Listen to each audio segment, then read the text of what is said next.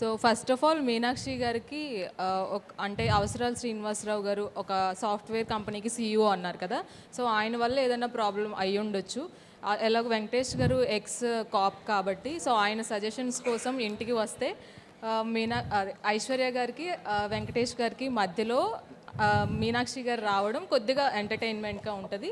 And అలాగే బాలరాజు ఎవరైతే ఉన్నారో నరేష్ గారికి అండ్ అలాగే ప్రెసిడెంట్ పార్టీ ప్రెసిడెంట్ గారికి మధ్యన మీరు లవ్ ట్రయాంగిల్ అదే లవ్ స్టోరీ నడుస్తుంది అని చెప్పారు కాబట్టి, సో అతని వల్ల ఏమన్నా నరేష్ గారికి అండ్ అలాగే ప్రెసిడెంట్ గారికి మధ్యన ఒక స్టోరీ ఉండొచ్చు. సో వీటన్నిటిని సాల్వ్ చేయడానికి సంక్రాంతికి మేము మీ దగ్గరికి వస్తున్నాం అనేది ఏదన్నా పాయింట్తో వెళ్ళి ఆ ఇష్యూని ఏమన్నా సాల్వ్ చేస్తారేమో అనిపించింది. వీడు ఎవడు బాబు?